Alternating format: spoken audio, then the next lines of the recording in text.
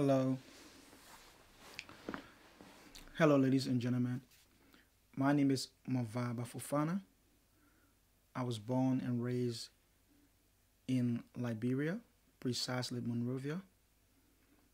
My parents, my father and mother, hail from Lufa County, precisely Kwadubudin district. Growing up, I had always hoped that I traveled to Kwadubudin district to see the land of my parents. Unfortunately, I could not go to Kwadubudin district because of the war. In 1999, I traveled to Guinea-Conakry, where I lived for nearly 6 years. In 2004, I was fortunate to come to Australia, where I have been living for nearly 15 years. In spite of my travels, in spite of the fact that I am living far away from Kwadubudin, I've always had that place in my heart. 2014, I received news of Ebola outbreak in that region.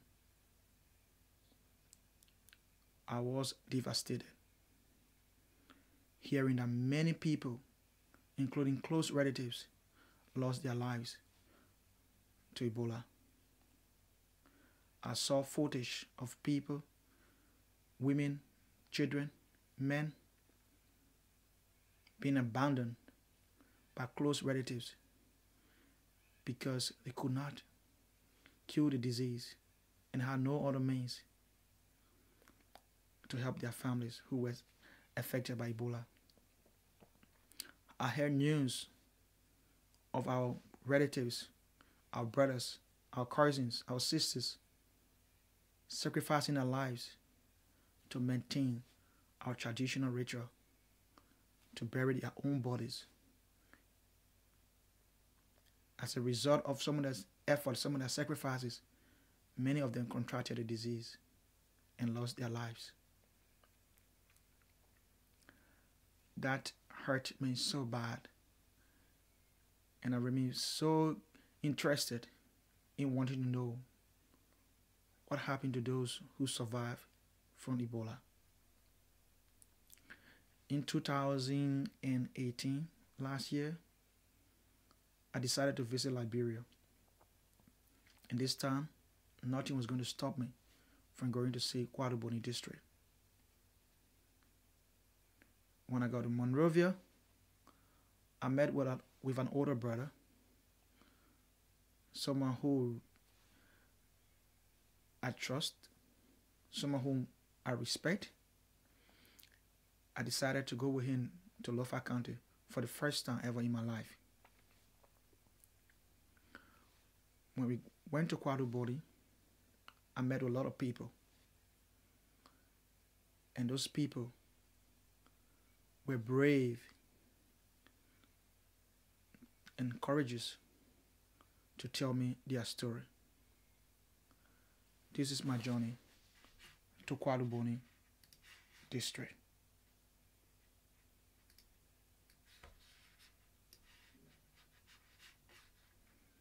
Please bear with me.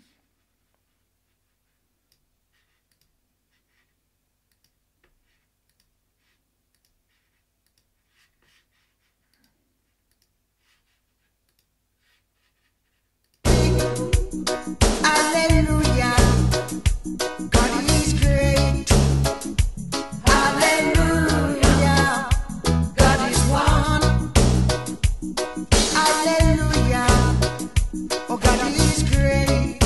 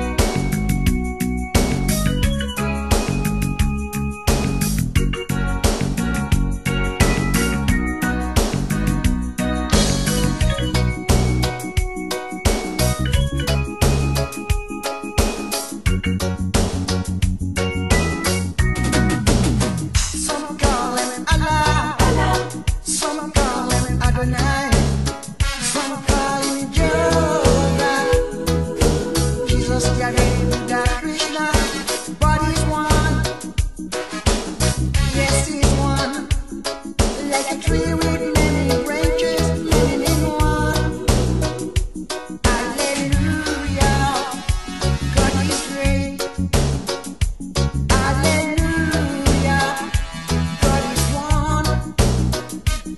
Hallelujah, oh God is great. Hallelujah, God is one. Hallelujah, I say God is great. Hallelujah, God is one. I'm on the water, man. Come on.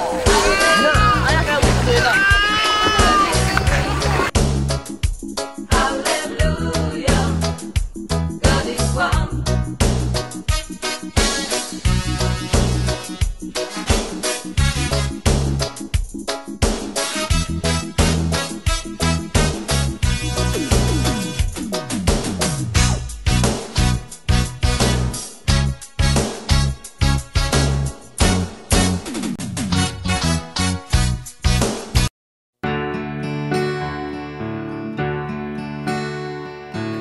Je me suis réveillé au pied du mur de ma vanité. J'ai entendu ma conscience pleurer et je me suis mis à prier. Je me suis mis à prier. À tous ceux que j'ai offensés, je demande pardon.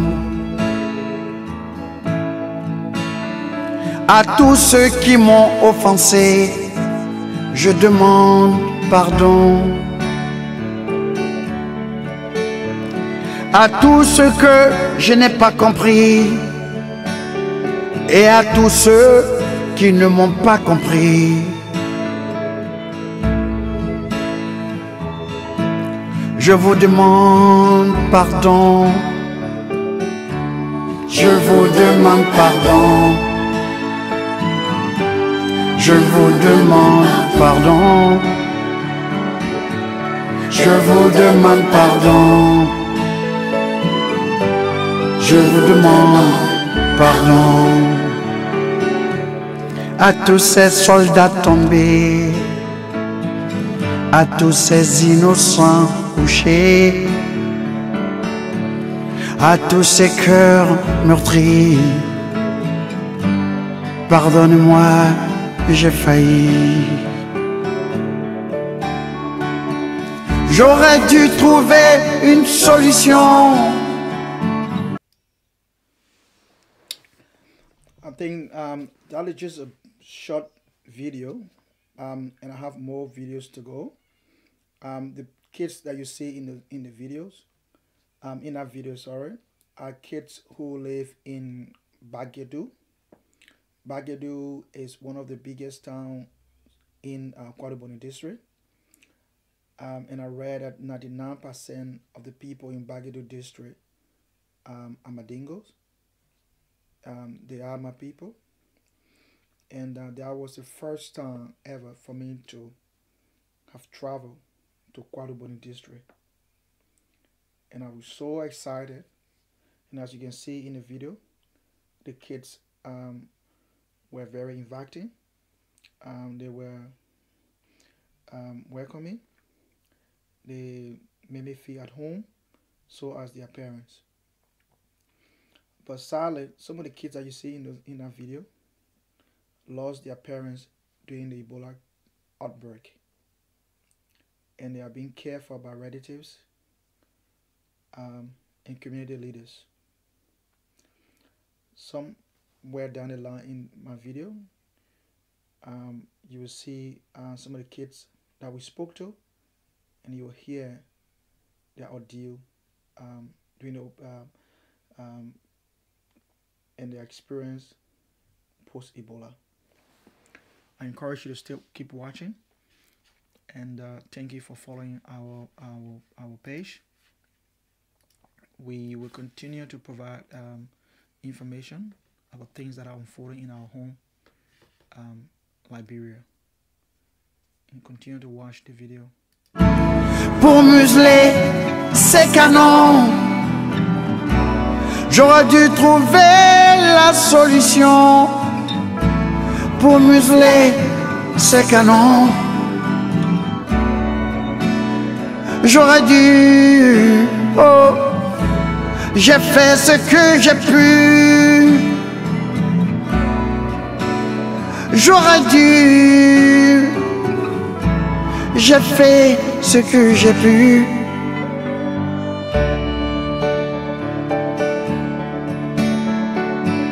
Dans ce miroir où mon orgueil défie mon ego, je sais que dans ce monde, nous ne sommes pas égaux. Mon regard a rencontré mes yeux, et mes yeux ont baissé les yeux devant cette absence d'humilité. Ma faiblesse est dans ma vanité, et c'est pourquoi je vous demande pardon. Je vous demande pardon. Je vous demande pardon. Je vous demande pardon. Ce jour si loin, mais si près, je m'en irai. Je lui dirai, pardonne-moi, éternité. Moi aussi, j'ai pleuré.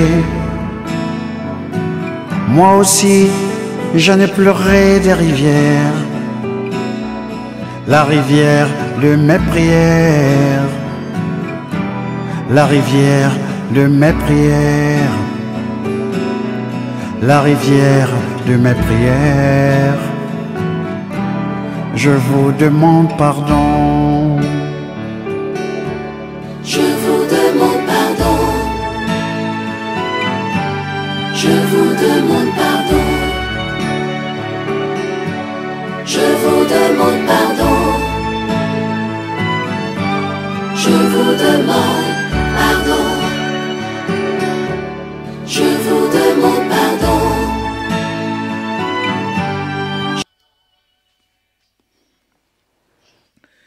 Again, some of you who are watching this video, you just saw a kid who was drinking from that river, the very river that we were crossing to go to another place to meet with other children. Some of us who live in the West, we take for granted some of the qualities and some of the things that we are privileged to have. We ignored the sufferings of others. But you saw that water that these people shower in, people walk in, people use boat in. The kids use that water to cook and to drink. One thing that really amazed me from those kids is their level of resilience. In spite of their difficulties, in spite of their trouble, in spite of their experience from Ebola, in spite of some of them losing their families whom they love so dearly, they remain resilient and they continue to live happily.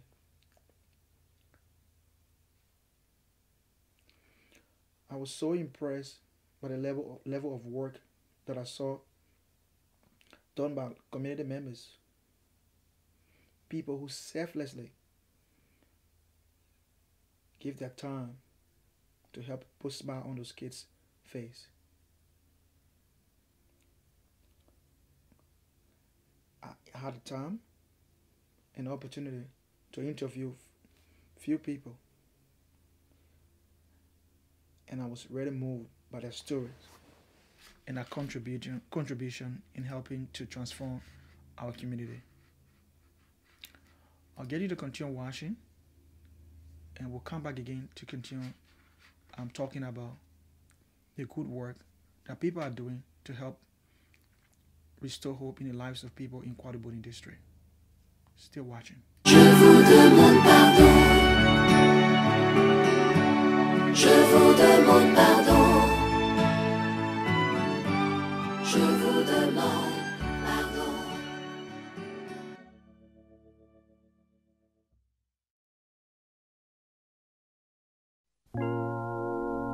La ilaha illallah Muhammadur Rasulillah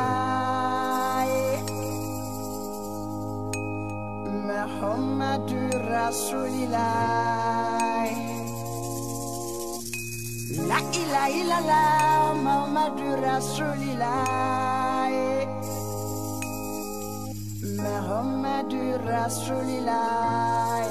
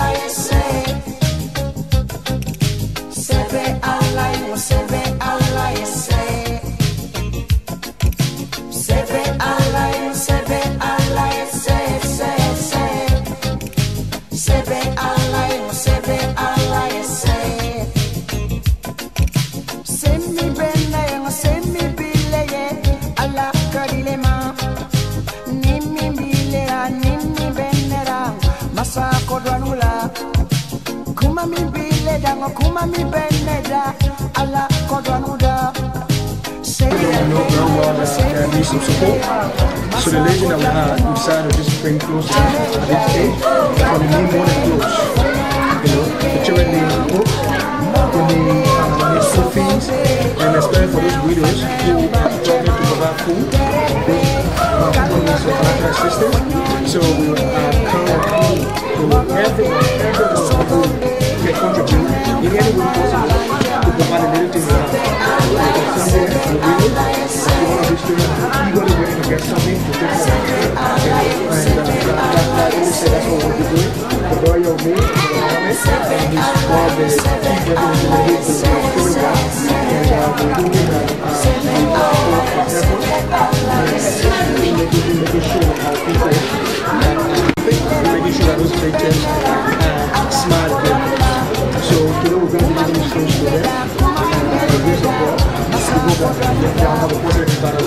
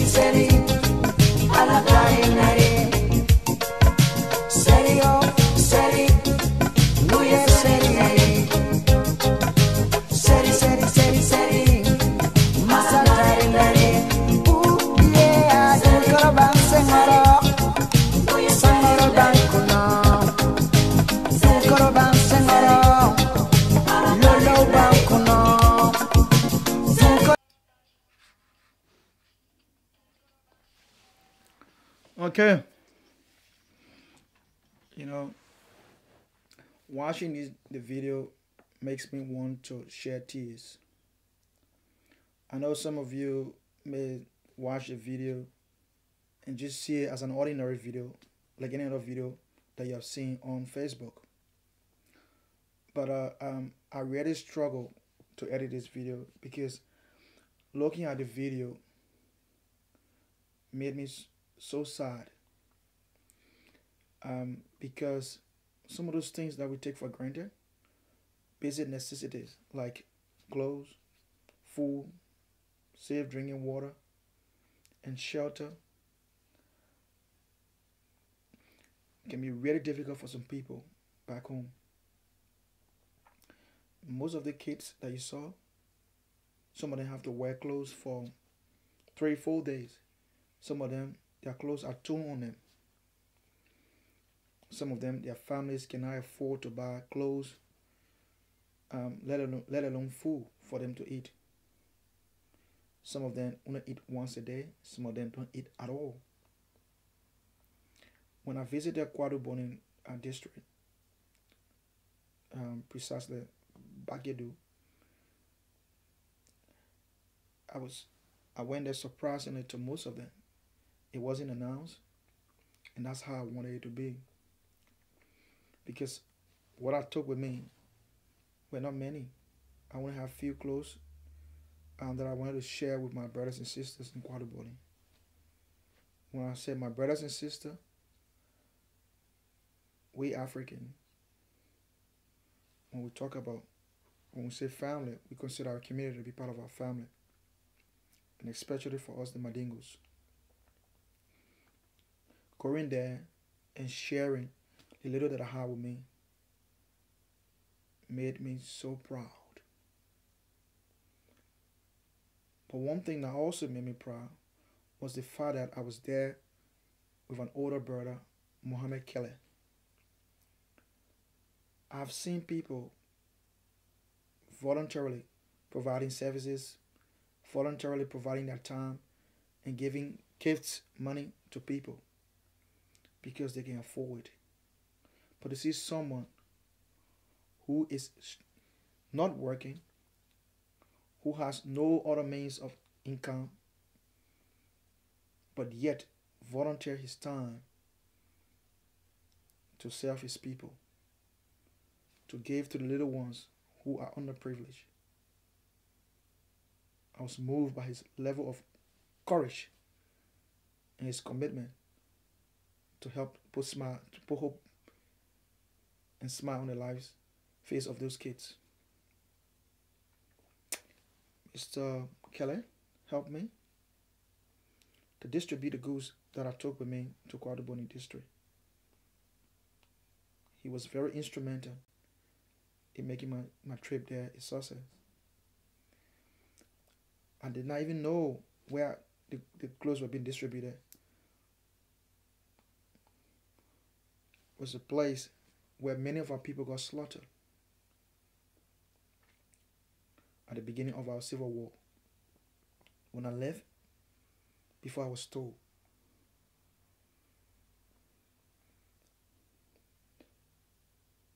it brought sadness to me.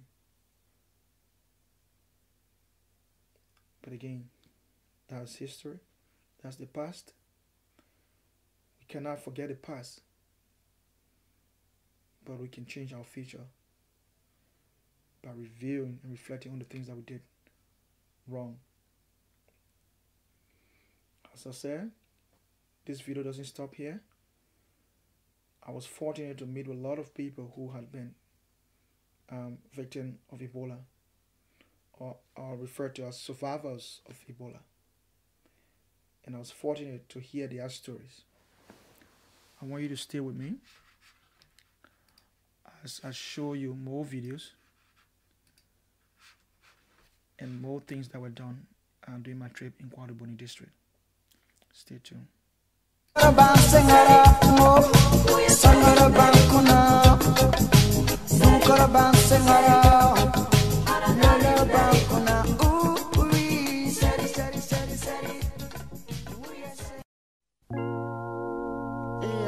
La ilaha Muhammadu Rasulillah,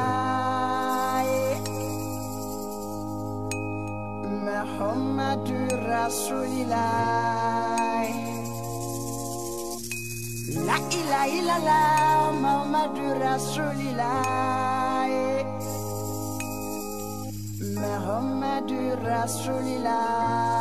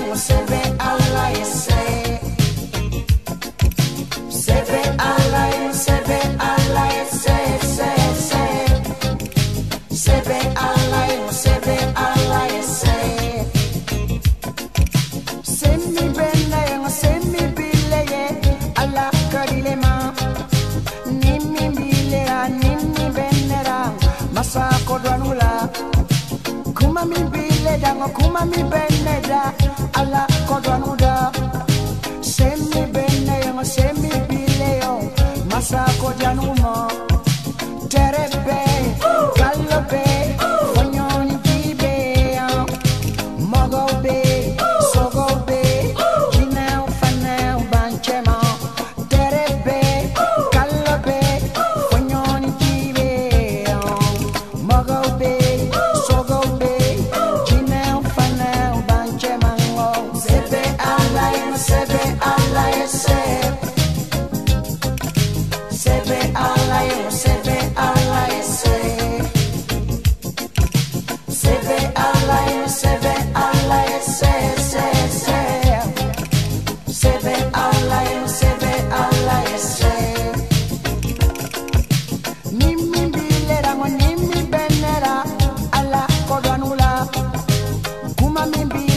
Kuma mi beneda masa kodwanuda semi bile yo semi bene yo ala kodwanumo nimi bile rango nimi benera sa ala kodwanula terebe kalobe fonyoni bibe mogobe sogobe inao fanao banchema terebe kalobe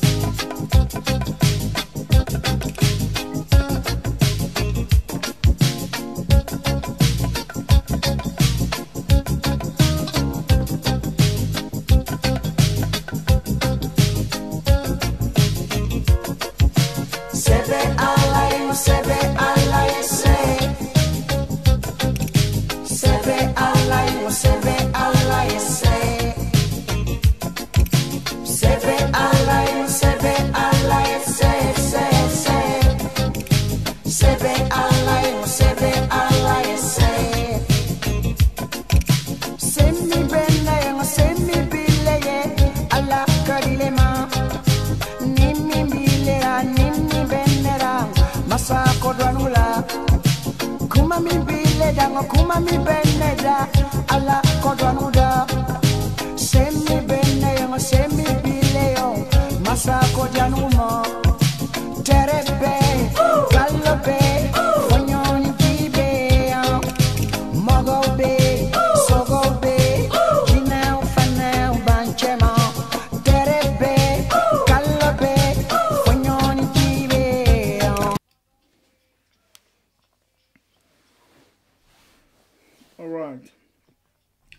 I think for those of you who continue to watch this video, I want to say thank you for you know keeping the courage to continue watching the video.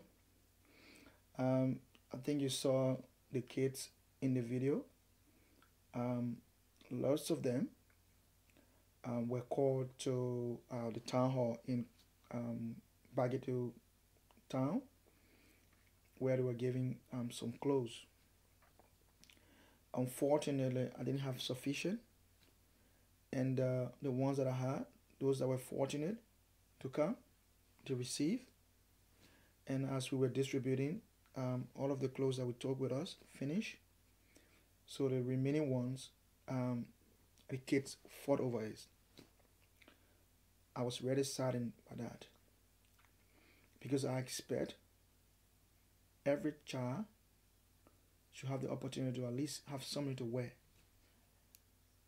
and to feel safe, to have access to basic necessities. Unfortunately,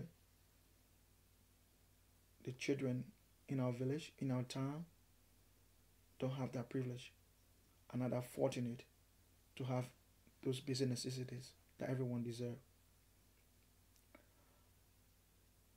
The kids that I spoke to told me many things, and I wish I had the opportunity to assist those kids. Unfortunately, I'm not that blessed to provide the level of support that they need. I made this video not because I want to entertain you, but because I want you to bring to your attention the issues that our people are facing back home. We hear stories of people getting all sort of people getting money, people getting things, country progressing, whatever. But we don't have the time to look at those people who are really in need. Many people went through difficulties during the Ebola crisis. Some of them continue to struggle to recover from the losses. Some of them have not recovered. Some of them have been stigmatized. And some of the kids are suffering from all kinds of mental illnesses. Some of them are still traumatized from the experience, witnessing their parents or their siblings or their uncles and aunties dying in their presence. I know that during the Ebola period, many services were provided. But unfortunately, since Ebola crisis subsided, people have forgotten that there were people who experienced Ebola, and those people continue to suffer the aftermath of Ebola. I said to you, I went and met a few people, and I'll be playing their stories. I'm just sad that the recordings may not be too clear, and it's because the environment that I recorded the video were not conducive. But I hope that you will be able to hear some of their stories. If not, I will sort of elaborate on some of the things that they said, with the hope that that would touch some of you to help those in the Inquadaboni district.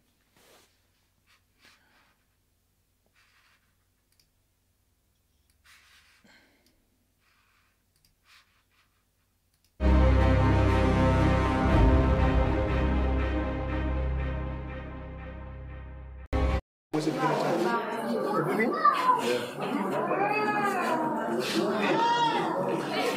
So my name is Mubala I'm from Kwame, and I've never been able to see all of you are welcome here. So today I'm going to most of you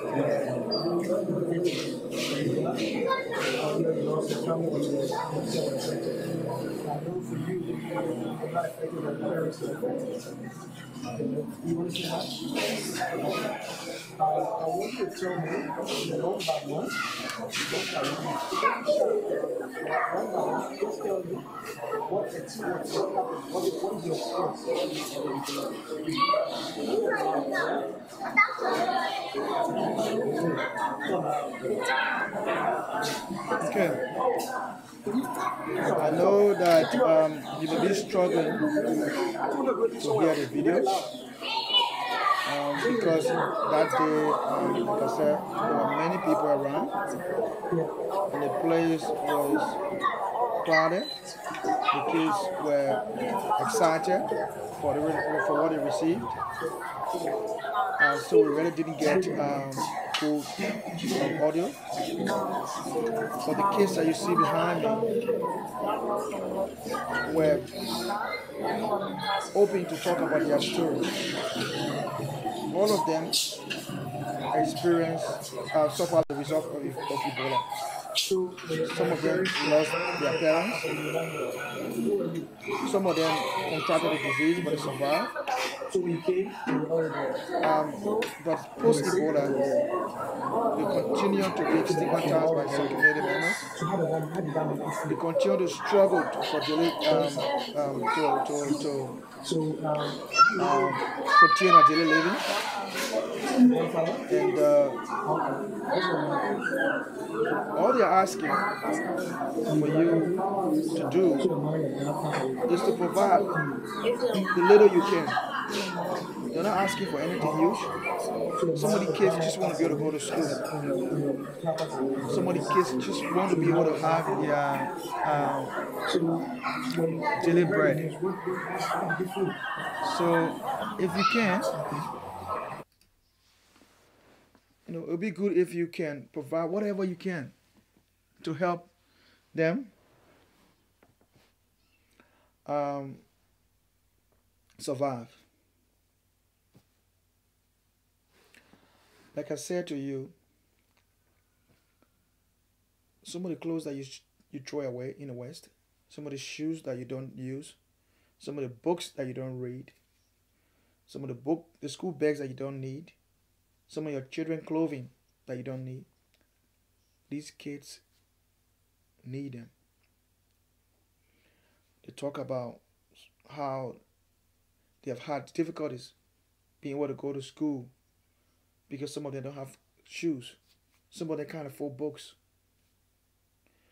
Their relatives, their extended families, some of their parents, their single parents, are helping.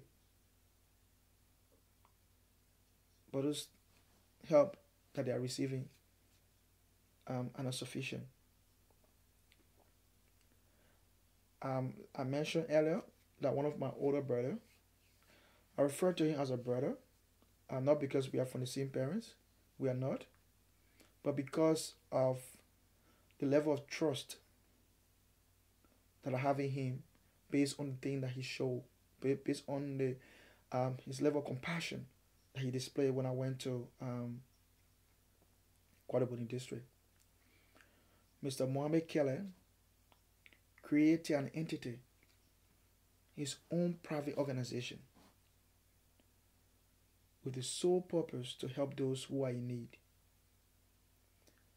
His organization referred to as the Basket of Hope rely on sponsorship from people who have anything. You don't need to be a millionaire. You don't need to live in the West. You don't need to live in Quadaboni. All they are seeking is anything you have. Because those children need them.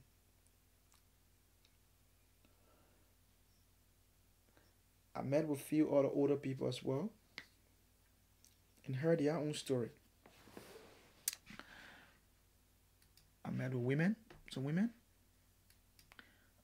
and they told me about their experience during Ebola and post-Ebola.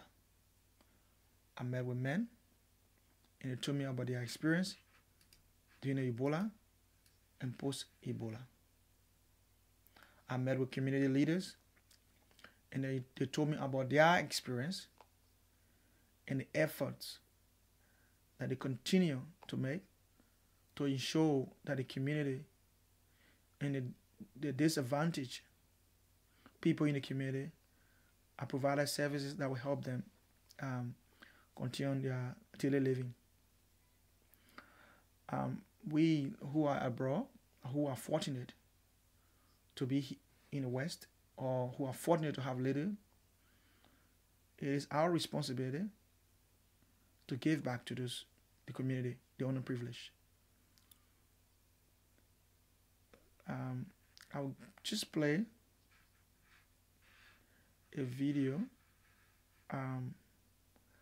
when I spoke to Mr. Keller, who is the leader and the founder for Basket of Hope. I encourage you to listen.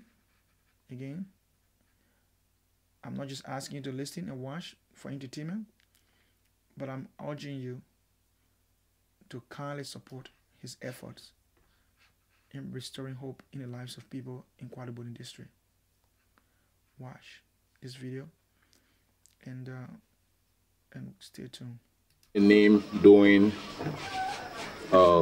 September 2016, and now it is Basket of Hope, and we have been greatly involved with charity activities, helping Ebola orphan children, empowering women, advocating for the interests of women, most especially adolescent girls who have dropped out of school, how we can see them back into school, and offering children who have no more parents to cater to.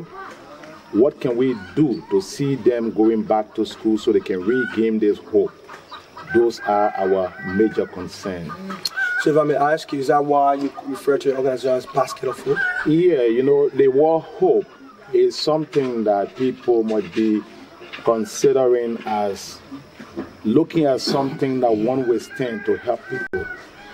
Because just in short, hope is something that people will always look at or work for, go after to get it so that you can regain some status or you can get a helping hand from other people. Okay. So, you talk about the organization having the aim to help support, to advocate for women, yeah, to help African empower women. Yeah. You talk about the organization also helping orphan children, yeah, you know, children who lost their family. So you're talking particularly about children. Is it children who lost their family in general, or children who lost their family during the Ebola crisis? Well, it's children in general. As long as you are orphan, street children, abandoned children, those are people we are major concerned about, because we are majorly concerned about women and children. And those women we look at are people, for instance, like the Ebola widow women. They have no more husband to cater to them. And here the poverty rate is so high, so we find it very, very challenging to get a helping hand. So we thought it was that if we can work with this kind of institution, establish it and help in the endeavor, if we can have a supporting hand from people from the diaspora and other areas, individual, institution, you know, that would be a greater helping hand for us all. Okay. So you got two different group of people. So you got the women who are widows. Yeah. And you talk about the children who high are school orphans. dropout, adolescent girls who also are high school dropout. Yeah. How we can encourage them to get back to school. So with these people that you talk about, what are some of the major? Let's start with people, the orphans first. What are some of the services you think these people require now? Post Ebola. One of the most important things now is how best we can help these children to acquire education. Okay. That's very important. Yeah. Mind you, if these children don't acquire education or don't have no means of help, we will come to high prostitution rate. We will come to high criminal rate. Okay. So we try to work in the endeavor of helping government to buttress their effort to reduce these things. But we can't do it just alone because we don't have the financial will, we don't have the contact. So those in the diaspora or other area, we request to them to help with this contact, at least make things to work easily for us. Because without their support and with all our intervention in the community too with these people, there will be no way out for them. And we don't want to see our society lean to a society that we came from in the past year during the war. Because when people don't really have help, don't have hope, definitely they will lead to things that will not be right. And this is what we don't want.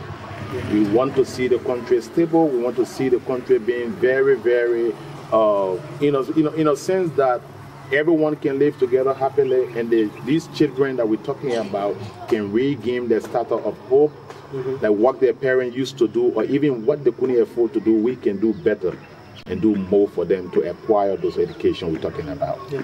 So if I may ask, so the children in questions, the orphans, how many children so far are you working with? Right now, we in total in Kwaduboni district in Lofa County, we have about 200 orphan children. But we started with 22 orphan children. We started on our own, sponsoring them in school. And these children we have helped at least for the past 2-3 years, sending them to school, helping them with educational materials. And now we don't have the financial will, so it's a difficult thing to continue with the process. And then if they just sit, they don't go back to school, that hope they have gained in us, it becomes a problem. And even those in the community will start to look at it different. Yeah. Okay. So, and what are the services you're providing now to them? To them now, we sometimes help to provide used clothes to them. Okay. We sometimes help to provide like uniform, book bags, shoes. But now we're requesting for even more because we can't afford it this time around. Okay. So we think if the issue of the same as uniform, motorcycle, let's say a bicycle, that we help them to transport them from their home to school. That hope, that sense of hope, that sense of trust, and that looking at them to be, yes, I think we have hope. Despite our parents have died from Ebola, in no way still tell us that we don't have hope to education. Okay. So what you are seeking at this stage, in as much as you guys are helping out and providing some of these things that you talk about, books, school fees and stuff like that, you need more help, because to be able to sustain, your organization, you need to get support from. We definitely need more help because we can't do it alone. Yeah. We don't have the financial will. We don't have no one. This is self-initiated. Okay. So just around that, when you talk about so when you say self-initiated, does that mean that you are using your own money? We implement one or two projects for other organizations, and after that, what is left as maybe balance for us, we use these things to help the children in the community. Okay. And these are just a little project we sometimes undertake as an institution. We have not had no major grant to implement projects. During right after Ebola in 2005 to 6, we implemented 2 projects for Plain International Liberian Unit in Lofa County here. Yeah. So out of that, when we got through with those projects, the implementation got through, it was from there we started helping these children, because we thought it was that we can't just sit and look at these children sitting in the community. They're not going to school. They don't have no direction that people can bring help to them. So we thought it was to come out with this project, helping them to have an educational material and pushing them back to school. Mind you, if you imagine, you can find, like, for example, 100 United States data can sponsor one person for a year in school. In school, yeah, in this region. Yeah. So 100 United States data will be able to help a person pay their fee, a person to pay a school fee. Yeah. So maybe the only thing they will need afterwards will be maybe to help their uniform. What I mean, if you look at what we did, 100 United States data can get a uniform, a book bag, and books, and also register them in school. Wow. Yeah. $100 can do that. $100 can do that in this region. Okay. Okay. So we think if a single child can have a sponsor among the 200 people, if a single child can have a sponsor of $100 a year, that can be very, very sustainable for all of us, and also then that we are imparting this knowledge for. That's good. That's good. So that's not $100 is not too much of a money for a child living in this region, and I think for someone to make use of their life, I don't think $100 is a major thing, and I'm sure that those who are watching will understand that these kids are very important. They have gone through some traumatic experience. Oh yeah. Having lost their families, their loved ones, it's important that we society don't abandon them.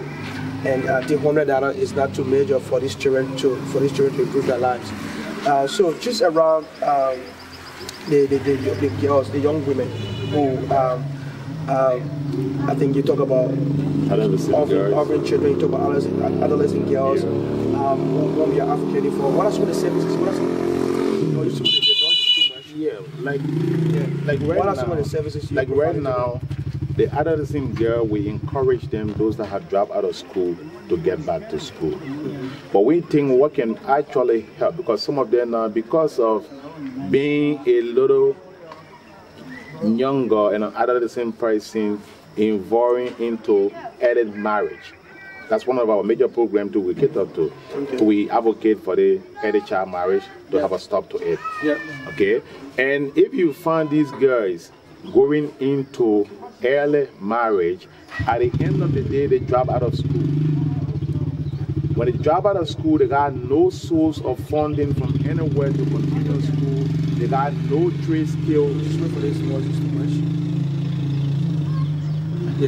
They got no trade skill to learn. So we are thinking of even finding a means like other day or sewing project.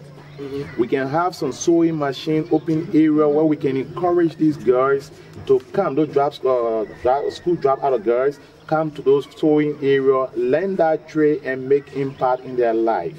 So these are things we're advocating for. So besides that, we just also... Just before you continue, so these girls are drop out. Are there reasons so they drop out because they want to their parents wanted to get married? Sure. And some of them got married. Sure. And because of that, they're not going to school. Because of that, the husband men the way where sometimes jealousy come in, they stop them from acquiring education, which we think it is a very, very bad thing to even the family themselves, including the husband.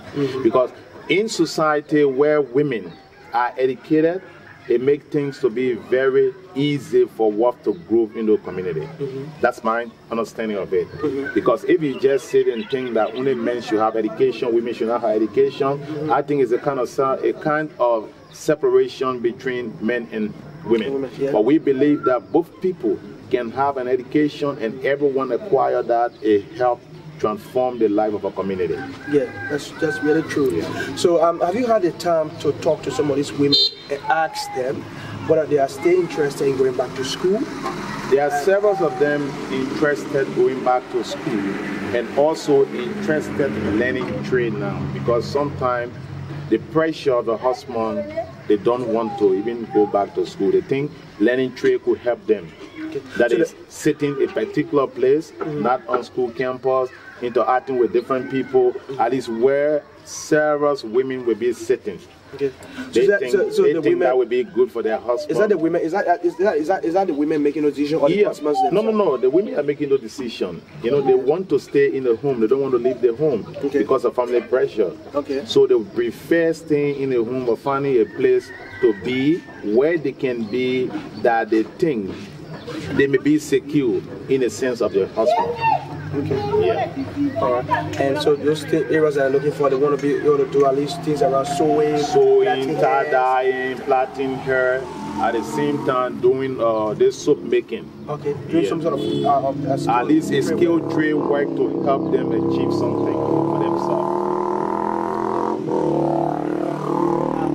Because those skills, it will be, you know, it's good to do sometimes formal and informal schooling. Like the informal schooling would be considered as those trade activities. Because if you learn those trades, a help the way we want it to be. For example, if they come to spend like 3-4 months training or 6 months training, when they graduate from that training, if there is need and more help, we find 1 or 2 machines, place it in an area, rent that place, and put it there, ask 1 or 2 girls to be there to manage that machine.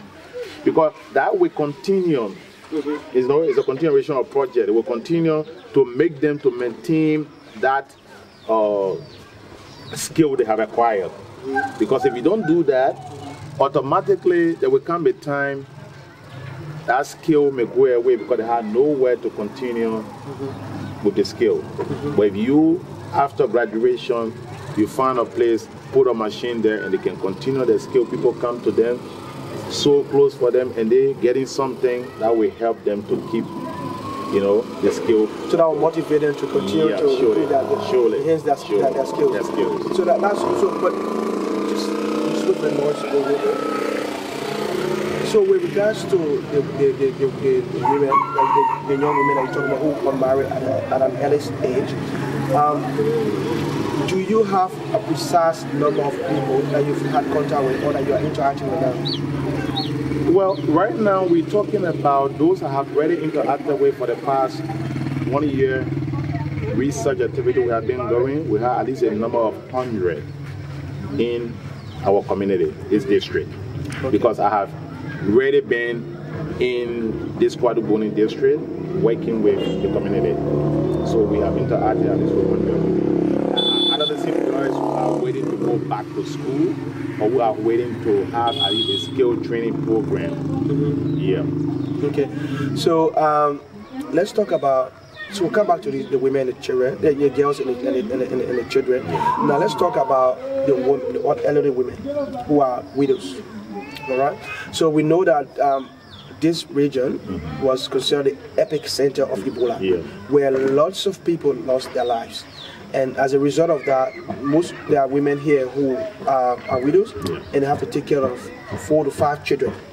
And I spoke to some of them yesterday and they talk about their journey, their struggle, and the challenges they are facing post Ebola. What are some of the things that your organization is doing to help these people? Well, first we started with seeing and knowing how many widows was within this community being the most affected epicenter when it comes to Ebola. And women we interacted with are close to 78 to 80 women.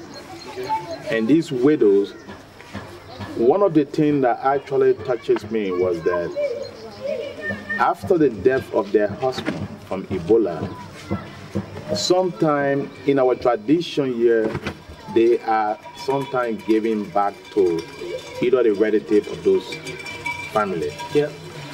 But even if this woman doesn't want to do this, sometimes they are forced by other parents to do that. We don't think it is a violation on their right. They should decide whether to do it or not. So through this, we start to intervene on their behalf, how we can find a means to help them when it comes to advocacy, when it comes to creating awareness between the male and them, how they should be treated. Besides that, our concern now is looking at these women. One of the major areas is after their husband to that, those they're going to settle down with now as their new husband, consider sometime may not be. But some parents or some of those male, their brothers will deny them of their husband property, deny them of land right, where they will find means to even do illegal crops, farming something, they deny them and they allow their wife that were first with them to continue those areas. I think it's a stigmatization. And we should look at this thing to avoid it. So we create major awareness in the endeavor. But now, what can we do to help them? In a sense that, because they feel very, very disappointing if you sit and think how care was coming to them from their previous husband. And now they no more getting those things. And children that are with them, they had no source of income to help these children. So we think that these women need some food and non-food items help that can also make them to feel a little bit comfortable and think, yes, we still have hope to depend on something. So we work with people and encourage people from all over the world that can help, even with food and non-food items, like because most of them has a serious problem when it comes to household materials. In a sense that mattresses and other activities, all of those things have been taken out, because when Ebola came, most of these things in the houses that was there, they had to remove them and burn them, and there was nothing that was replaced by some of these people. So some of these widows right now lying down on ground, and they can't afford mattress to continue lying on those things. So we think it is highly frustrating to them, and we all need to look at them and do at least a help from this direction. So what I gather from your comment is that there are women who lost their family, their husbands, and as a result of that, they have been bullied by their in-laws. Some of them lost their lands. Some of them have some of their possessions they had. They no longer have right to those possessions because of their relatives and stuff like that. And the children that they are catering for, they really struggle because they don't have the financial stability to be able to sustain those children. With them, and those are some of the areas that you come in to help. What I noticed for your organization is that most of you that work, you all seem to be from here. I mean, you're all a native of the land. And it seems to me that your organization is you do work on a voluntary basis. Is that the case? Yeah, it is. It is, because if you see a grassroots institution that work along with people at a community level, because we have to do this thing. You get a little education, and to make impact in the life of others, don't just keep your education, come out and share it with others. I think that's the best way one can make a greater impact in the life of other people. So we can't just sit and look at them. We have to come and base in the community, at least with the institution, to make those impact in the life of those people that are very, very in need. Not just people, but people who are actually in need. You know, how we can help to cater to them. So because of your concern and because of some of the things that you have witnessed in the community, you decided as a group, you decided as individuals to come together to form a body, the Basket of Hope, to support your people. And you've had some difficulty because of you have had some financial difficulties. That's the major constraint and challenges we have, because you may have an idea, but if you don't have the financial will to push those ideas, sometimes if you don't care for it, even die down. And sometimes again, you know, it may not necessarily be finance, but again, you're looking for logistics, you know, in other means as well. The reason you have to use finance, how do you get logistics? Will you get logistics without finance? Finance is used to get the logistics. Sometimes logistics, like for instance, if people donate logistical material, it's very good. But what are they providing the logistic material with? They must use finance to get the logistical material. So just in short, you will always hear about finance, but we're not focused mainly on finance, that they offering children support we're talking about. We are only major concentrating on the materials. Because if you can provide a bicycle, you can provide uniform, you can provide shoes, you can provide book bags, you can provide textbooks, that would be a major impact in the life of those needed children. I mean, I think that's a good point, your last comment, because the fact that some donors, some people may not necessarily want to provide money, you know, or they may not have money, but they will have other things that they might want to give. We don't want to limit those people's support to only finance. You want to have an open support.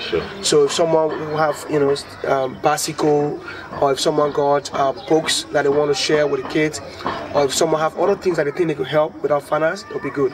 But again, the people who are running these programs will also need some, you know, assistance to be able to, you know, to continue to sustain the organization. Yeah.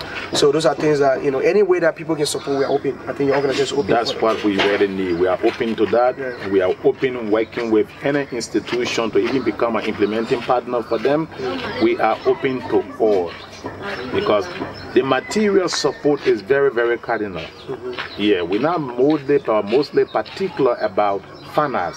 Material support is what we need, most especially for the orphan children, for these widows, for the adolescent girls. Because if we have machine, sewing machine, open an area where they will come to have this skill training, it will make an impact in the life of them in the society. Yeah. So it's not about finance directly, but it's about material support, financial support, and also make things to work.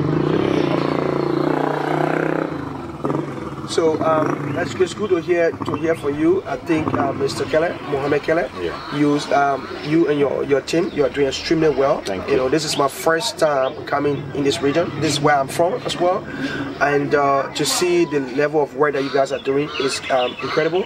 And it's really impressive. Thank you. All we can say is that, you know, everyone out there who's listening to this interview, who are willing to help, you know, feel free to contact us, contact maybe Mohammed, and once we finish this, we're gonna get his number and put it out there, and so that you can contact him directly if you want to just support the cause. You know, there are a lot of people here who are in need, and I think if we don't come to that aid now, some things may happen that we don't want to see happening to these kids. Sure. These are so many kids are really brilliant. Their children are, and they are, you know, very lovely.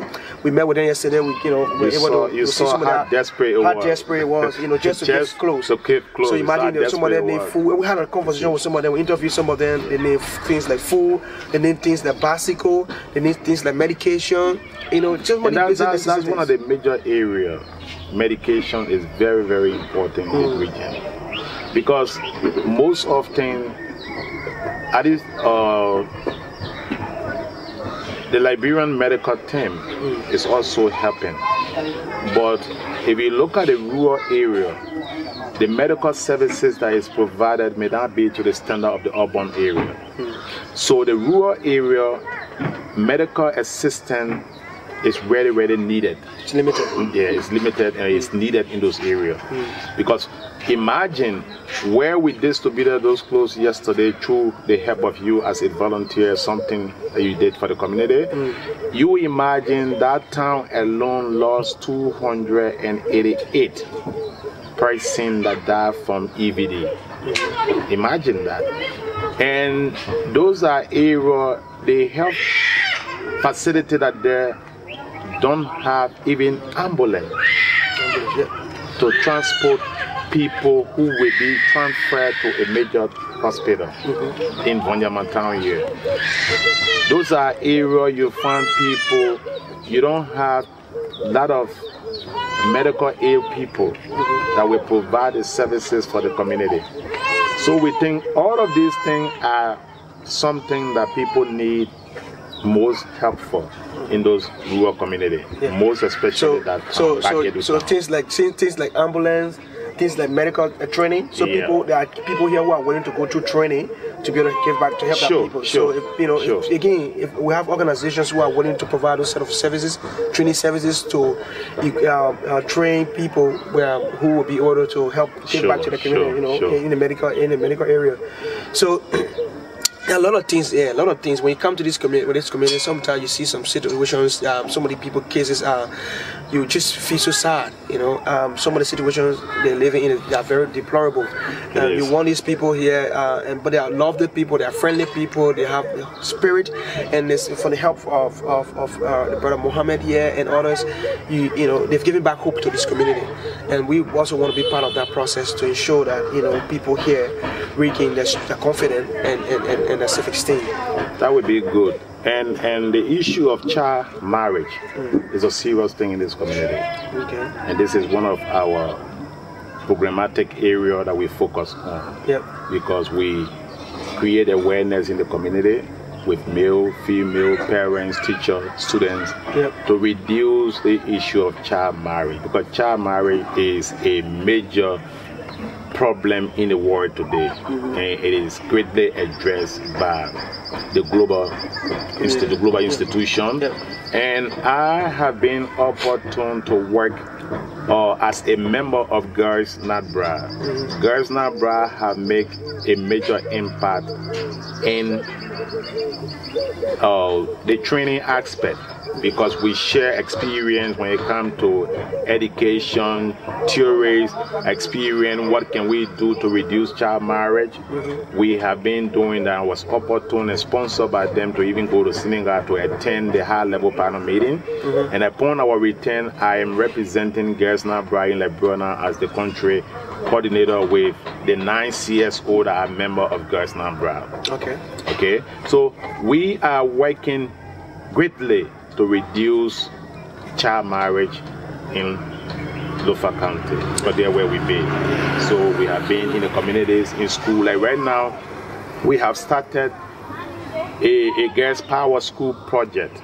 That is, we go to the school, get 10 girls in full junior and high school, encourage them to really concentrate on their education, take education serious, disregard early child marriage at this stage, focus on your education, build self-esteem. These are things that we're talking about when we have started in 4 high schools in Lofa County.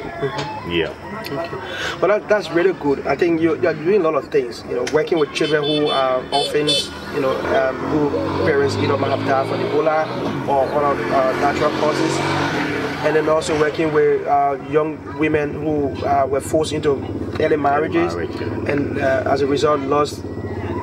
Somebody have stopped going to school. We're working with women widows who lost their partners, and as a result of that, they have been disadvantaged because of their denied of their rights and stuff. There are a lot of things you're doing, and I think that requires some level of support. It's good to have you talking to you, and again today we'll go around and interview a few people, and hopefully we'll get some insight about some of their stories. That would very much. Yeah, thank you. I appreciate it. It was good that we have the discussion, and I hope it won't just be the end, because we hope that those that are out there will be looking at this can consider that often widow, adolescent girls, they really need help, and we are open to work with them. And the issue of taking care of these people, it should be the concern of each and everyone. Because if we don't, the society tomorrow will go back to the 14 years process we want to go in this country, which we don't want anymore. The stability of our country today, the transition just passed was very peaceful, from Madam Ellen to President Weah. It is very encouraging. So we want to see our country stable. We want to see this peaceful coexistence among us all as Liberians. And this is a very important thing to all of us. So we are calling on individuals, donor institutions, friends, colleagues out there to do whatever they can do with support, material and financial support, to help us to build this endeavor we have started. Thank you. All right, thank you very much, sir. It's a pleasure.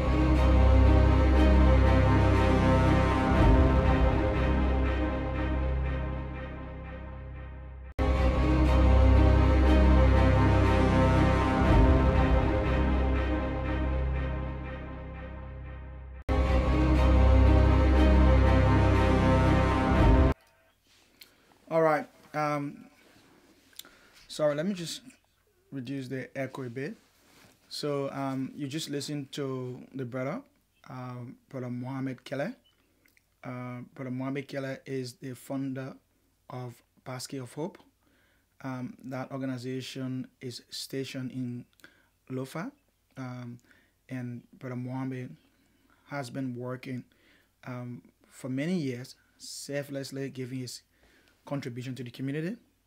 And when I spoke to him, he talked about some of the things that they need, and I think you heard him clearly that many things that the kids need over there.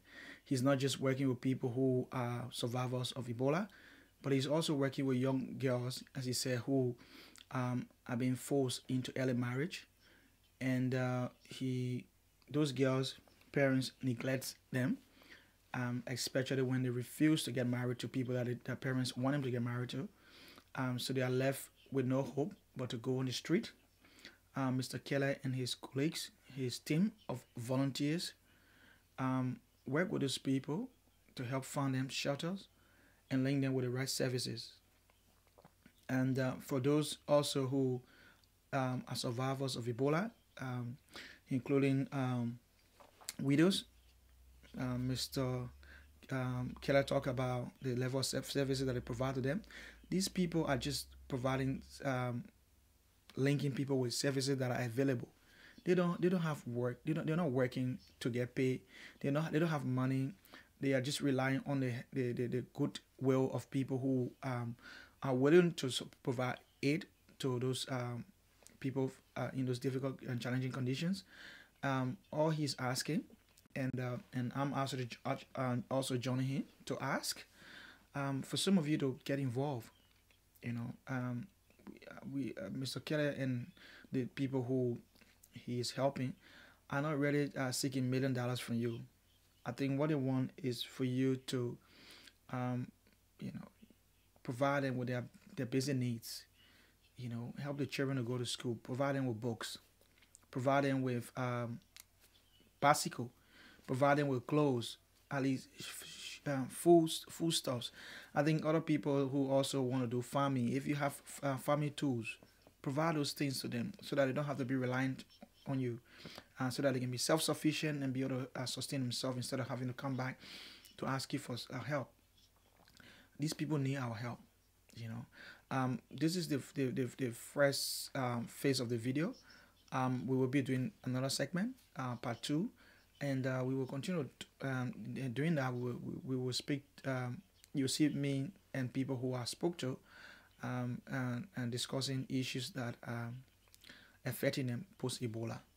And I know this focus on people who are suffering from Ebola, but also there are people who are faced with deplorable conditions and they need your help. So stay tuned and continue to follow our page, and I'll ask you to kindly share this video. And my hope is that in the next few months or days, people will put their hands up to help the people in need. Thank you very much. And just stay tuned for part 2. Bye for now.